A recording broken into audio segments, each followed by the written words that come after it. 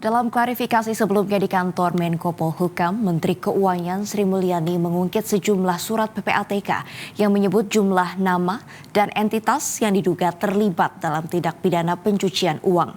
Sri Mulyani memastikan transaksi jumbo para pihak itu sudah ditindaklanjuti Kementerian Keuangan. Menurut Sri Mulyani, transaksi yang diindikasikan PPATK sebagai tindak pencucian uang terjadi dalam transaksi ekspor-impor emas batangan, emas perhiasan, dan kegiatan money changer. Mei 19 Mei 2020 pas tengah-tengah Covid kita. Satu surat dari PPATK itu saja menyebutkan transaksi sebesar 189 triliun 273 miliar. Bayangkan tadi totalnya 340 dan ini satu surat saja 189,273.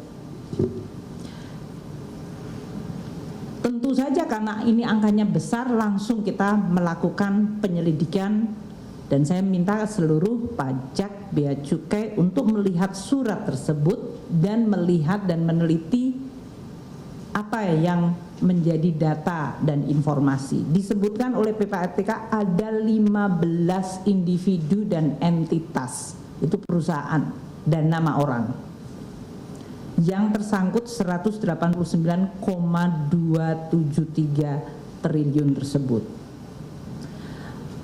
Ini adalah transaksi 2017 hingga 2019 sebelum pandemi. Ternyata sesudah dilihat surat tersebut, satu faktanya dari Bea Cukai yang menerima surat langsung dari PPATK by hand melakukan penelitian terhadap nama-nama 15 entitas tersebut.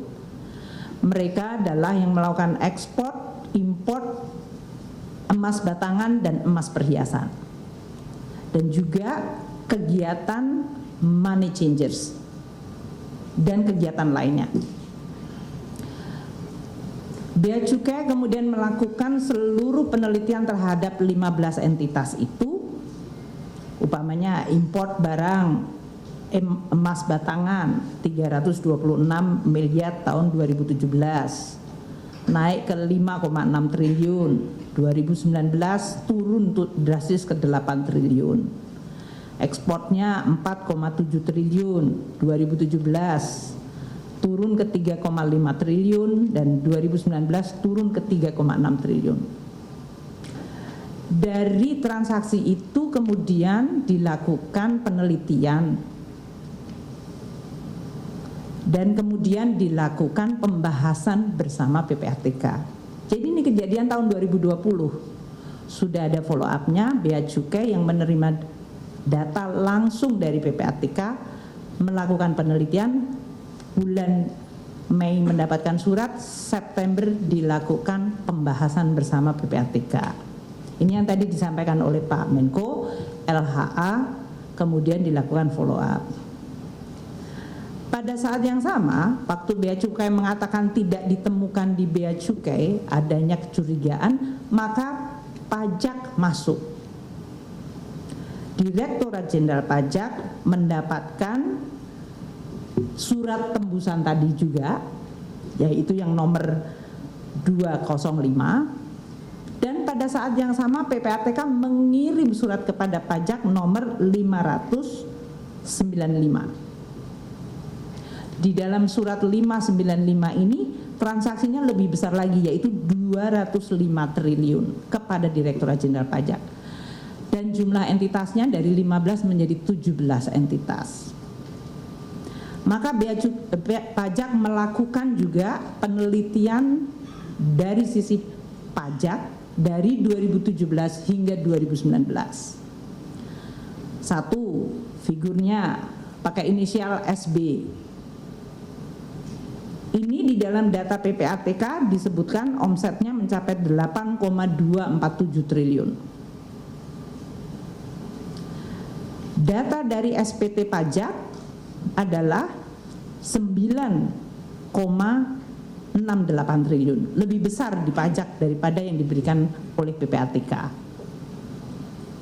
Itu pun kita tetap menggunakan data PPATK. PPATK tadi 8,2, pajak 9,6. Karena si orang ini memiliki saham dan perusahaan di PT BSI, kita meneliti PT BSI yang ada di dalam surat dari PPATK juga.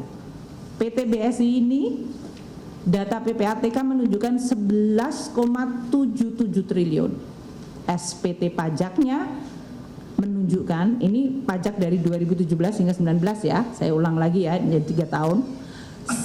SPT pajaknya 11,56, jadi perbedaannya 212 miliar. Itu pun tetap dikejar. Dan kalau memang buktinya nyata, maka si perusahaan itu harus membayar plus denda 100%. Kemudian PT yang ketiga juga sama, PT IKS 2018-2019. PPATK menunjukkan datanya 4,8 triliun, SPT-nya menunjukkan 3,5 triliun. Kemudian ada seseorang yang namanya adalah DY. SPT-nya hanya 38 miliar, tapi PPATK menunjukkan transaksinya mencapai 8 triliun. Nah, perbedaan data ini yang kemudian dipakai oleh Direktorat Jenderal Pajak memanggil kepada yang bersangkutan. Muncul modus bahwa tadi si SB menggunakan tadi nomor akunnya 5 orang yang merupakan karyawannya. Termasuk kalau kita bicara tentang transaksi, ini adalah transaksi money changers. Jadi